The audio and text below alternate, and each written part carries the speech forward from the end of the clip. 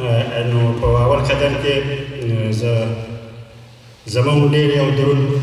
مشر خوږ ملګری ډاکټر صاحب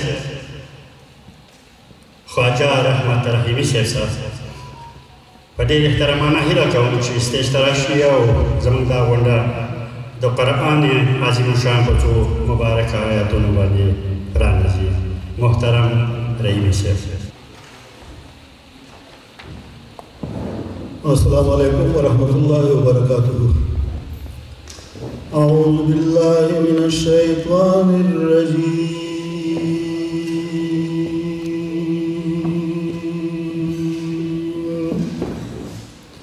بسم اللہ الرحمن الرحیم.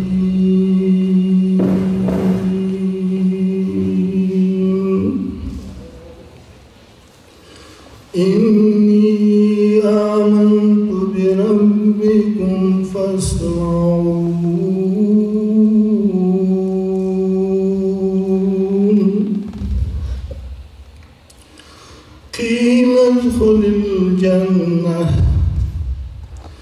قال يا ليت قومي يعلمون بما غفر لي ربي وجعلني من المكرمين.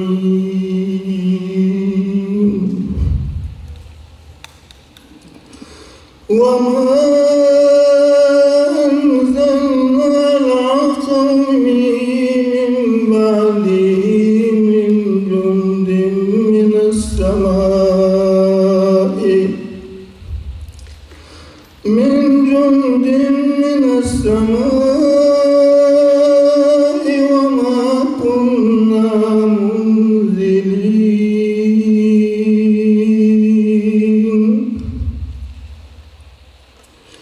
سبحان ربك رب العزة عما يصفون وسلام على المرسلين والحمد لله رب العالمين. ربنا تقبل منا إنك أنت السميع العليم.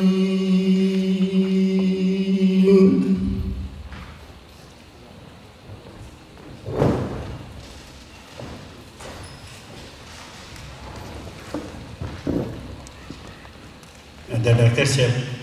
خواجه رحمت رحیمي صاحب ډېره زیاته مننه. اوس هم د قدرمن مشر ډاکټر صاحب رحمت رحیمي صاحب په ډېر درنښت غوښتنه کوم چې زموږ سره خپل وینا د 104م د ازادۍ د 104م کلیز په ویاړ زموږ سره خپل وینا شریک کړي. ډاکټر صاحب رحمت رحیمي.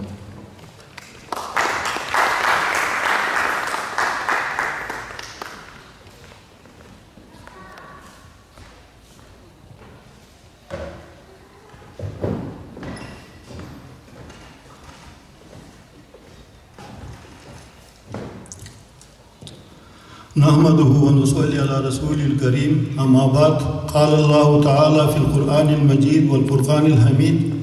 قيل ادخل الجنة قال يا ليت قومي يعلمون بما غفر لي ربي وجعلني من المكرمين. زما ډیرو درنو مشرانو ځوانانو او کشرانو او زما د 21مې پیړۍ ملاله محترمه ډاکټر فریده شیرنزوی صاحب او ماشومانو السلام علیکم ورحمت الله وبرکاته. تر هر څه لومړی تاسې ته د 104مې کلیزې د خپلواکۍ د ورځې یا د درېیمې خونړۍ جګړې د فتحې د پانیپت مبارکي تاسو ته وایم. د الله غټ احسان دی چې نن موږ په هغه ورځ باندې غږیږو چې هغه ورځ موږ ته د لوی افغانستان نوم راکړی دی او په هماغه افتخار باندې موږ راټول شوي یاستو چې موږ د لوی افغانستان دپاره څه کړي دي یا څه کولی شو. په اروپا کې هم څه کړي دي،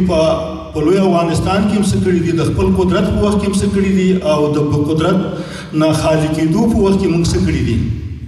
مخکې مونږ دلته د مازدیګر جمع وکړله یو ځوان ما ته جمع راکړه چې په ډېرې بخښنې ماته نه د نوم پوښتنه ونه کړه نو حاجي صاحب ویل چې نه ته مخکې شه مال نه دا ځوان مخکې کوو دا ځوان زموږ افتخار دی دا ځوان زموږ د ټولنې آینده دی دا ځوان دی چې زموږ آینده جامعه ساتي دا ځوان دی چې زموږ کلچر او فرهنګ ساتي دا ځوان دی چې زموږ د آینده ملک او د تاریخ ذمہواري د دوی په اوږو باندې ده زه نن ډېر زیات خفه یم ځکه چې د اغوس د فرهنګ او د ادب ښار دی او دا د فرهنګ پالو د ادب پالو د سیاستوالو د دوی یو مرکز دی مګر نن په مرکز کې موږ په ډېر کم تعداد کې راټول استو چې زه خپله د ډېر کمې احساس کوم د ټولو نه لومړی زه د محترم شیرینزوی صاحب د محترم داویزي صاحب د محترم ملکزي صاحب د محترم شیرزاد صاحب چې مخکې لاړل او د محترم هدایت زماني صاحب د غورا زماني صاحب د محترم بیلوال صاحب ګوپل صاحب د ټولو د ملي تحریک د مشرانو یوه نړۍ مننه کوم چې د نن غونډې دپاره دوی څومره تکلیف ایستلی دی او د هرې غونډې جوړول څومره تکلیف غواړي وایي ما ته وصیت د مور او پلاره شوی ما ته وصیت د مور او پلاره شوی په یو ځل نه په څو څو واره شوی د پلار وصیت په ګاهې هیر نه کړمه څو ځان د هغه پلار په څېر نه کړم اوس موږ څومره کړي دي زه خو د ډېر کمې احساس کوم زموږ پلرونو نیکونو د خپل سرونو په قربانۍ باندې ازادي موږ ته حاصله کړې ده مګر نن موږ کې دومره توان نشته چې موږ په اغوس کې غونډه ده او په دغه غونډه کې د ازادۍ د ورځې لمانځ غونډه ولمانځو او دې کې برخه واخلو زه په دې باندې ډېر افسوس کوم ما چې کوم آیات ستاسې په حضور کې تلاوت کړ دا په 22مه سپاره سورت یاسین کې 26م آیات دی دا د حضرت محمد مصطفی صلی الله علیه وسلم د پیدایښت څخه 600 کاله مخکې دا کیسه راغلې ده دا حبیب نجار دی هغه عیسی علیه السلام سره استازي خپل لیږلي و هغه په ایمان راوړو او د هغه نه وروسته دا خپل خلک راجګ شو او دی په قتل په تیږو او په سوکانو باندې په قتل ورسولو نو بیا الله پاک ډایرکټ ته حکم وکړ چې قیل ادخل الجنه ته جنت ته داخل شه راسن داخل جنت ته شه کله چې دا جنت ته ځي او هلته دا د جنت ټول میوجات او هغه سهولتونه ګوري نو بیا ارمان کوي چې کاشکې ما سره قوم دلته وی چې دوی هم دغسې ارام ژوند درلودلی مګر اوس موږ د خپل قوم دپاره څه کړي دي جنت کې موږ اوسېږو اروپا زموږ دپاره جنت دی موږ به دا اشوار ورکولو چې غټان غټان لویان لویان پیدا دي دوی چې د موره جنتیان پیدا دي راشئ دې خوارو ته جنت وګټو څوک چې له موره دوزخیان پیدا دي موږ دې خلکو دپاره څه کړي دي دلته په اروپا کې دا اشوار خو موږ ورکولو دا اشوار موږ څومره په خپل ژوند کې راوستی دي دا موږ څومره عملي کړی دی دا موږ څومره دې باندې سوچ کړی دی زه بیا د ازادۍ په ورځ زما دپاره غږېدل زه د خپل ځان دپاره شرم ګڼم موږ د خپلې خاورې دپاره څه کړي دي موږ د ازادۍ د ورځې د ساتلو په خاطر د هغې د ورځې د ژوندۍ ساتلو په خاطر باندې موږ خپل علم او پوهه او حکومتولۍ سیاستولۍ څومره استعمال کړي هغه څومره موږ په عمل کې راوستې ده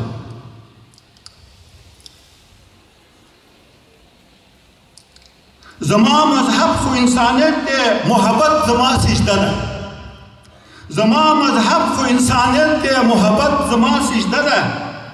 چې افغانان پکې اوسېږي همهغه زما کعبه ده آیا موږ څومره د خپلې خاورې نه د هغې عزت ساتلی دی دا د چا خاوره ده دا خاوره موږ ته څه درس راکوي او د دې خاورې دپاره موږ په ژوند څه کړي دي زه بیا تاسې ټولو درنو مشرانو ته دعوت درکوم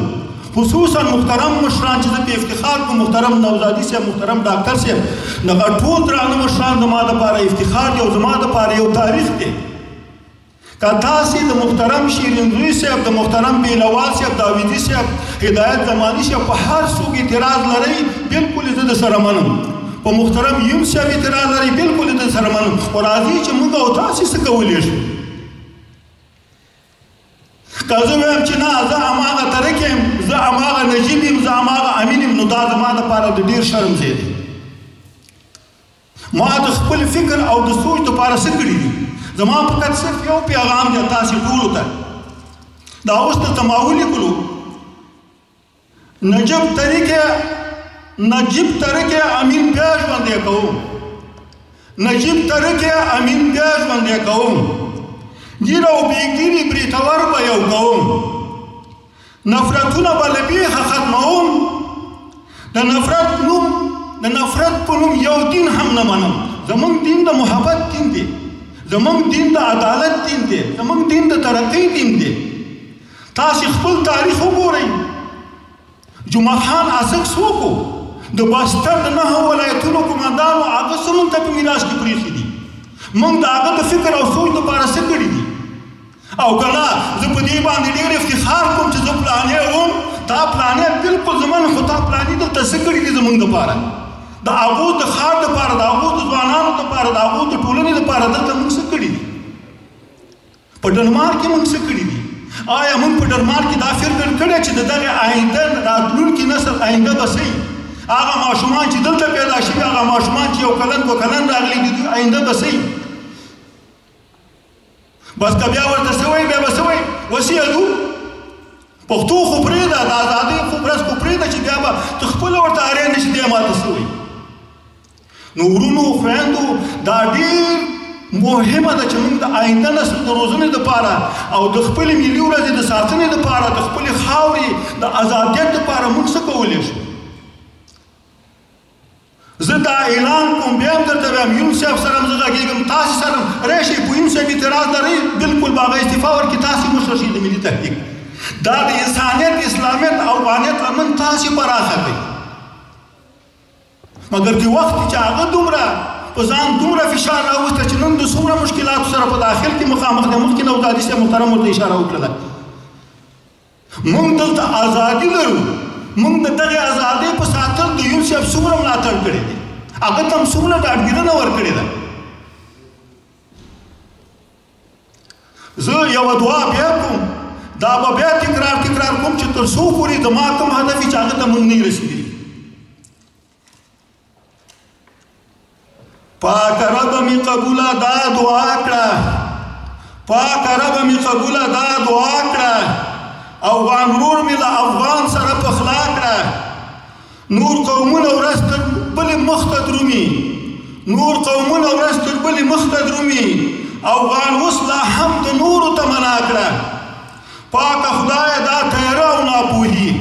پاکه خدایه دا تیاره او ناپوهي لا یزاله دا تیاره مونږ ته رڼا کړه لا تر کومې به مونږ وژنو یو تر بله رحیم رحمان له موږ ورکه دا بلا کړه راشه چې یو بل زړه ته نږدې کړو یو پښتون مې بل پښتون ته مسیحا کړه رحیمي لاس په دعا له تا نه غواړي د پښتو شمله مې پورته په دنیا کړه زما محترمو ورونو او درنې خور زما هدف د دې دا نه دی یو وخت کې لکه یو ښه پروګرام او هغلته یو هنرمند یو غزل ویلي نو هلته یو پوه سړی په هنر پوهېده هغه ورته بیا یې ووایه هغه به چې خلاص کړي ویل چې بیا یې ووایه هغه به چې خلاص کړي ویل چې بیا یې ووایه نو دې هنرمند فکر کوو چې دې زما سندرې څومره په دې سړي تاثیر کړی دی ټوله شپې پې همدا یو غزل ویلي کله چې شپه خلاصه شوله پروګرام خلاص شو هنرمند ورغی دې سړي ته یې ویلي چې زما دا غزل در باندې ډېره ښه لګېدلې وه چې تا د بیا خواهش وکړو هغې ویل چې نه تا دا غزل غلطه ویلې ما ویل تر څو دې دا غزل صحیح کړي نه بل غزل ته نشي ویلی نو موږ چې څو پورې په انسانیت اسلامیت افغانیت راټول نه شو بل یو شی موږ نشي راټولولی موږ باید په انسانیت اسلامیت باندې راټول شو افغانیت باندې دکې ټولې کلمې دي که څوک اسلام مني که نه مني انسان خو دی که څوک اسلام نه مني که نه مني افغان خو دی نو بیا ته څه مشکل لري تا ته یون صاحب داسې یو کلمې انتخاب کړي دي چې د هغې په جواب کې ته جواب نه لري د هغه په سوال کې جواب ته نه لري نو ولې بیا ما سره یو کېږي نه ولې بیا زما مشر کېږي نه ته مخکې موږ درپسې عجبه دا ده که دلته زموږ د یو هزاراګانو وروڼه غونډه وه زما د قسم په خدای چې 3 چنده په دې حال کې ځای به نه مګر نن زما زه په دې ډېر افسوس کوم موږ 15 کلن تاریخ لرو ما ته په دې ډېر شرم راځي چې موږ د 200 کلن تاریخ نه خپل څه زده کړي دي موږ د 50 کلن د میر اکبر د خیبر د وژلو نه موږ څه زده کړي دي آیا موږ په دې پوهېږو چې هغه چا قتل کړه ولې قتل کړه بیا سیاستوال هم زه یم پوه هم زه یم ادیب هم زه یم فرهنګپال هم زه یم ادبپال هم زه یم او په لوړو پوستونو مې هم کار کړی دی مګر دومره ما سره څه نشته چې ولې موږ د چا په ذریعه باندې موږ د منځه د چا په ذریعه توطیه زموږ د قوم د نسل د ورکولو دپاره د چا د ښار دا توطیه جوړېږي او د توطیې ښکار کوم قوم دی زه د هېچا څخه نه وېرېږم ما دغه شعار په تکرار د یونس یا مخکې ویلي په 2008 کې ورکړی چې انسانیت اسلامیت افغانیت هندو سکھ هم زما ورور دی که هر څوک په هر لباس کې زه یې پروا نه ساتم دا د ازادۍ ورځ قرباني غواړي د دې ساتل قرباني غواړي مخکې ورور اشاره وکړله دا زما نه تاسو ته بهتر معلوم دی چې کله انګریزانو شکست وخوړو په امان الله خان یې کم تور پورې کړ او دا تور د چا په لباس کې پورې شو دا پور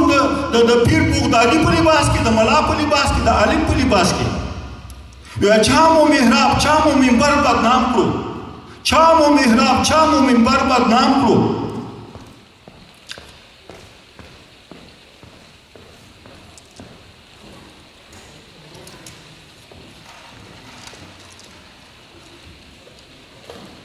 چا مو محراب چا مو منبر بدنام کړو دا یې په څه مکرو هنر بدنام کړو دې زوړ انګریز د ګوډ ملا لباس کې دې زوړ انګریز د ګوډ ملا لباس کې نوم د پښتون لر او بر بدنام کړو زه په دې باندې ډېر افسوس کوم وروڼو او خویندو چې تر نن به موږ دومره څه نه لرو چې یو چا سره خبرې وکړو د ستاسې په ځای زه ورته حاضر یم چې هر څوک راځي زه ورسره جواب ته حاضر یم که دا په سپین لباس کې په شین لباس کې په سور لباس کې خو د خدای په جا کې د زړه نه باید موږ یو حرکت وکړو او دا حرکت موږ په ژوند کوو وخت د انسان نه ساه ووتله بیا به د هغه د ازادۍ د ورځې د ساتلو دپاره څه کوي بیا به هغه د انسانیت اسلامیت افغانیت دپاره بیا څه کار کوي ژوند کې هم دا نشي کېدلی دغه نن ورځ 19 تاریخ د 2023 کال د اګست 30 شو دا په ژوند کې نه راځي بیا تېر ساعت په شان د مړو د لحد دي مړي چا دې ژوندي کړي په جړه بیا سبا ته ژاړه چې پرون ورځ ما ولې ضایع شوله دا ورځ زما ولې لاړه نو ډېره بښنه غواړم زما خبرې لږ احساساتي دي زما په کوزه پښتونخوا کې څه تېرېږي همالته پنجابي جنرالان زما پښتون قوم یې د څومره فشار لاندې راوستی دی ما فقط منظور پښتون ته یو دوه بیته لیکلي او دا ورته ډالۍ کوم لا یزال تا انسان کړم ملاوای فرشته شه لا یزال تا انسان کړم ملاوای فرشته شه فوز مې وژني وای ما ته په سجده شه بلاګانې دې په منځ کې راګیر یم بلاګانې دې په منځ کې راګیر یم لویه خدایه ته مې مل ته مې اسره شه موږ څه کړي دي موږ په دې باندې ډېر افسوس کوم نن زموږ د پی ټي مي یو قسم دلته زه نه ګورم غیر د یو 2-3 مشرانو نه دلته چې په دې غونډه کې موږ خپل قوت خلکو ته ونه ښیو آیا په دې اغوز کې به سبا نورې ټولنې موږ نه څه عبرت واخلي موږ نه به څه زده کړي بیا هم په آخره کې د خوست د فرهنګي ټولنې څخه یوه نړۍ مننه کوم چې هغې موږ سره د دې غونډې په جوړولو کې د تالار په نیولو کې ډېره همکاري کړې ده هغوی ته په فرهنګي او اجتماعي او ټولو سیاسي چارو کې لا بریا غواړم ډېره بښنه غواړم چې زما خبرې لږ تیزې دي خو دا د زړه نه دي ولې چې وخت یو شی د زړه نه نو هغه هېڅ وخت کې انسان د هغې احساس بیا د ویرې نه کوي نو په دې خاطر باندې زه تاسو ټولو نه بښنه غواړم او د خبرو د اورېدلو د غوږ نیولو یوه نړۍ مننه بیا هم تاسو ته د ازادۍ ورځې مبارک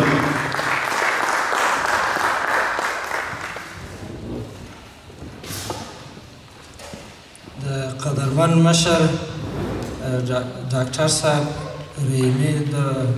عالمانه وینا نه یوه نړۍ مننه